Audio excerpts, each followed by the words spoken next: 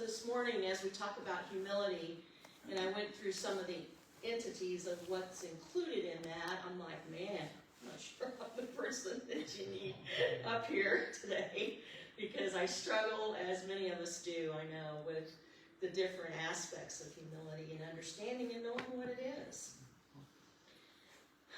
So, did any of you grow up with a parent or have a parent that said, listen, do as I say, not as I do?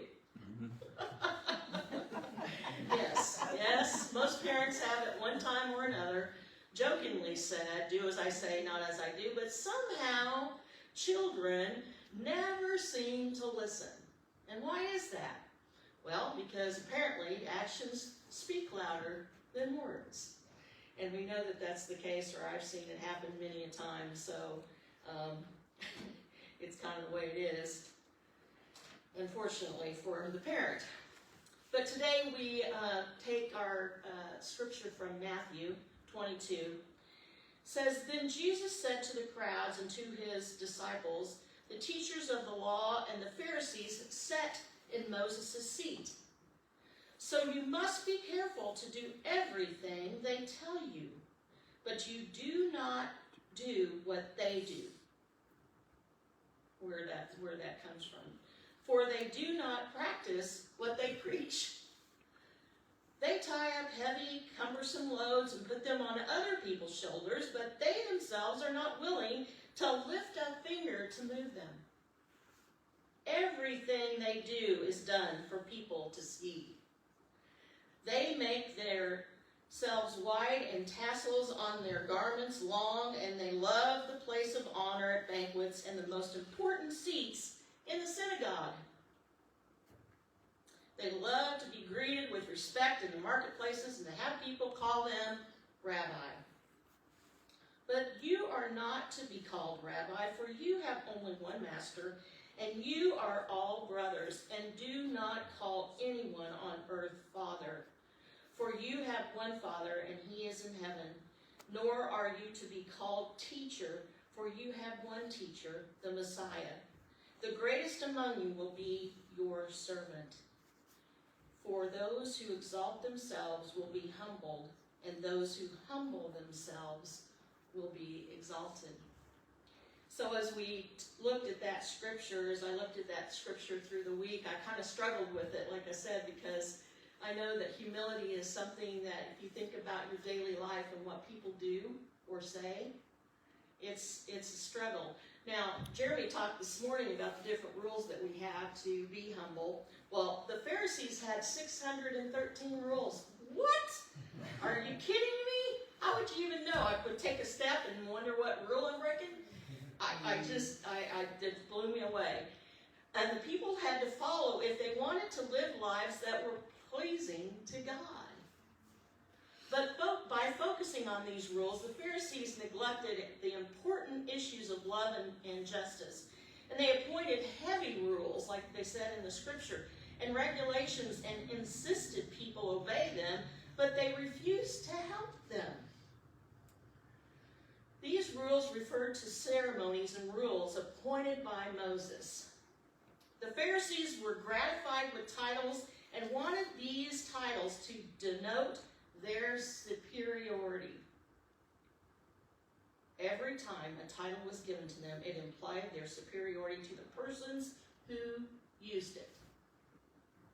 Jesus also urged his followers to avoid the trappings of power and self-promotion. Now, I really wanted to go where Brian Vaughn did this morning. It's like, man, I could talk about what we're in right now in this country with power and control.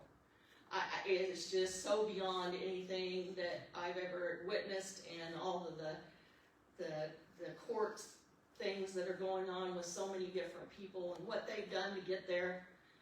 Like I said, that's another story in itself. But the members of the assembly gathered to await the Lord's return and celebrate the intimacy of God. And why would anyone want a title that promoted self when the Lord is going to return? So one of the things that we can do, and like I said, sometimes we struggle with this too, is to not be afraid to make mistakes. And I think Sharon said this morning, you know, he kind of likes us to mess up every once in a while because it shows us and proves something to us about our love for him and his love for us.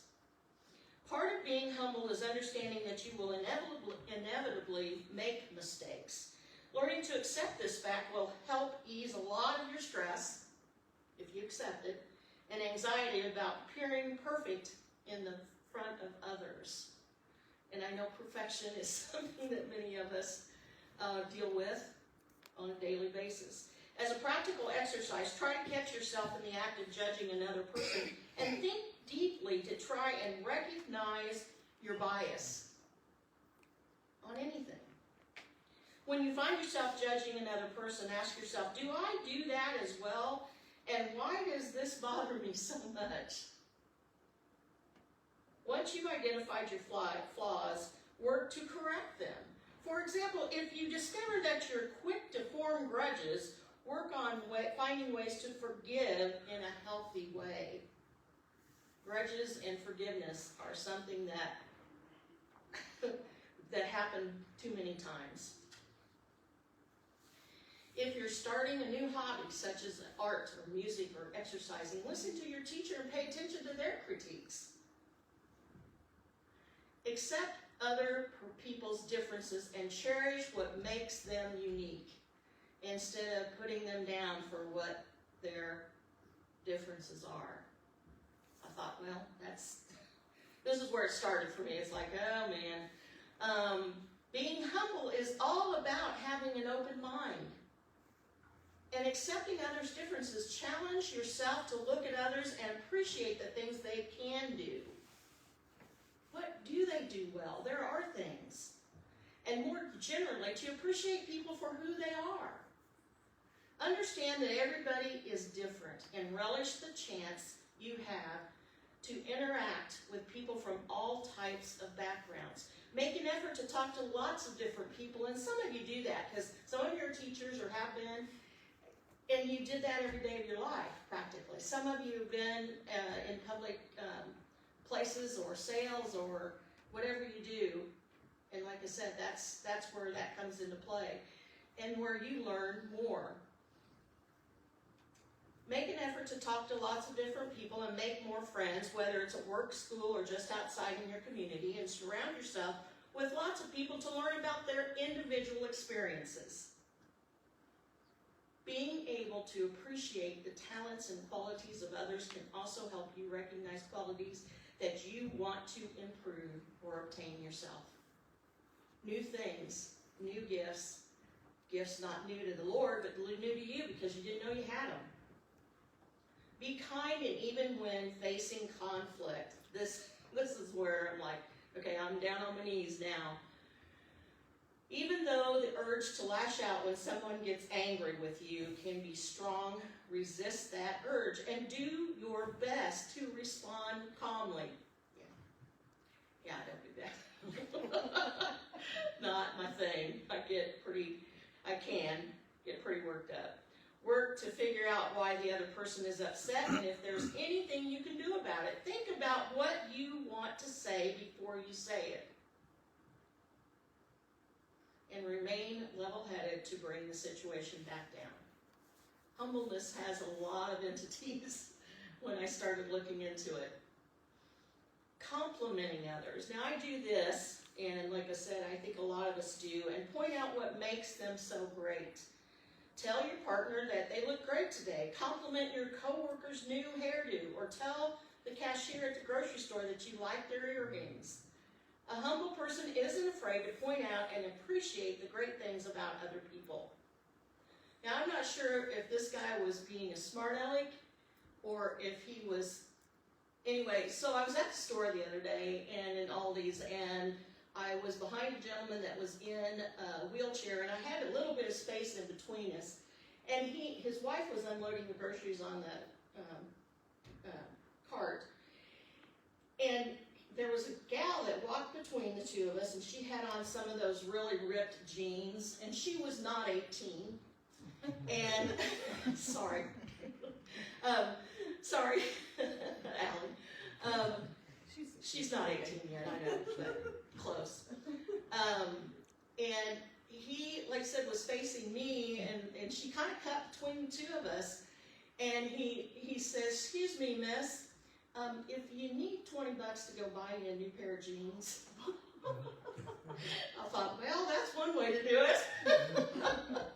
Like I said, it was really, I just kind of raised my eyebrows and kind of shook my head and thought the same thing, but didn't say anything.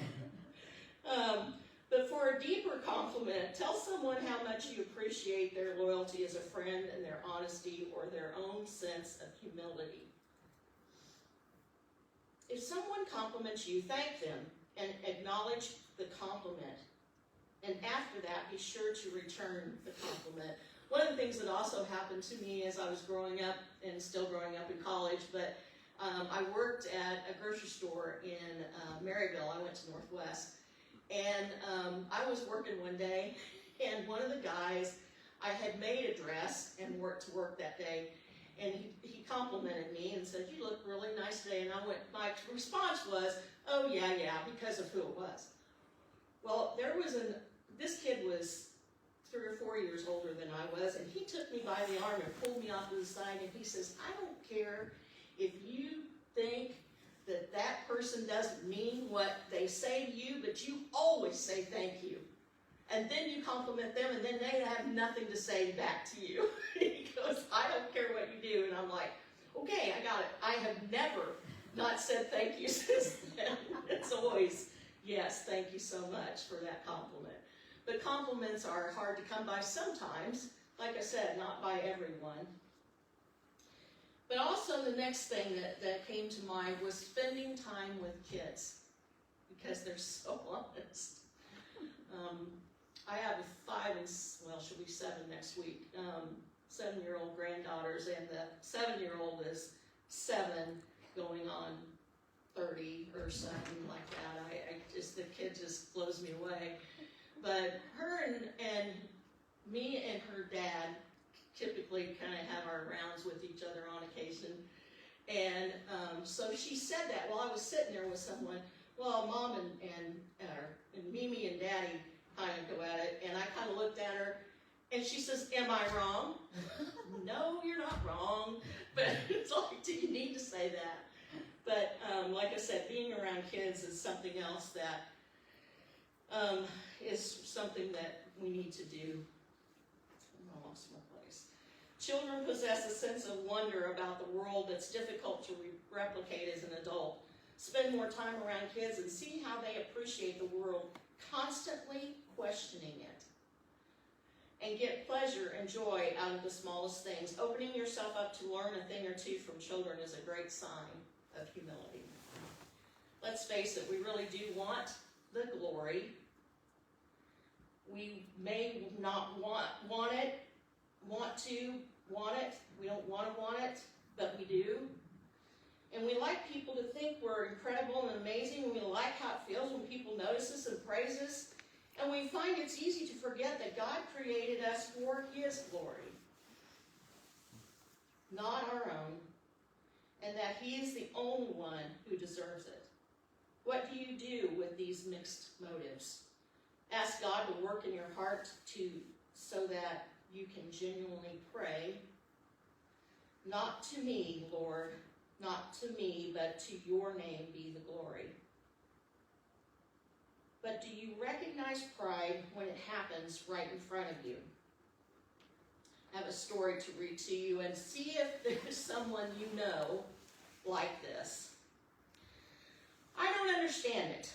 I've got 2 master's degrees from one of the best colleges in the country. I've been working at this company for 10 years, so why did Simone get the promotion and not me? God, hello? I don't understand something here. Okay, deep breath.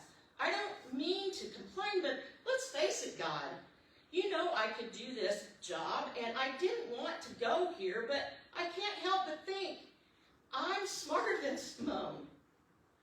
I'm not trying to brag. I'm just starting I'm just stating a fact. And in this some kind of lesson in humility, Lord, I hope not. But God, I earned that promotion, and I've given this company everything, nights, weekends, new clients, killer presentations. I don't think Simone works nearly as hard and many hours as I do, and although Simone is nice and all, could she really be a better manager than I am, honestly? I'm the one who always has to help her with her computer problems and remind her of meetings. She can't remember when a meeting is scheduled, yet she remembers the janitor's birthday. He's not even in our department. Yet no one seems to notice how little she knows, or maybe they do, but they're too polite to say. Instead, everyone says, she's so nice.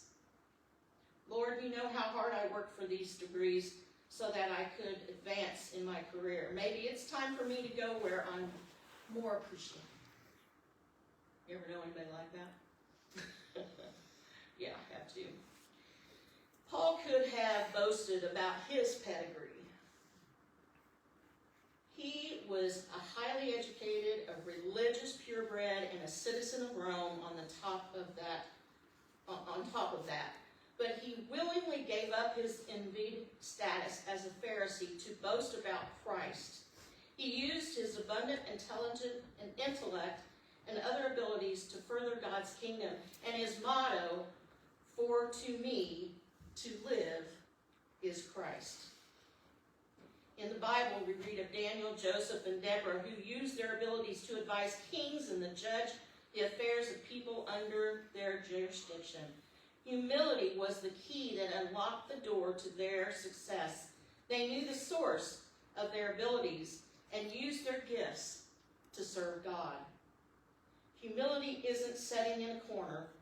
Rather, it is an acknowledgement of how God has gifted you, musically, intellectually, financially, whatever, and a willingness to use your abilities for God's kingdom. Each of you should use whatever gift you have received to serve others as faithful stewards of God's grace in its various forms. And today we come to this table to hopefully renew that, to remember that, to know that knowledge today. Come in a different form. Come with humility to this table for the love of God that each of us have. We just sang a song, Humble Yourself. And some of you know that too, but when you sing Humble Yourself as far as actions, it's humble yourself before the Lord. He will raise you up. He will raise you up. He will raise you up. And he will. All you have to do is give him a chance.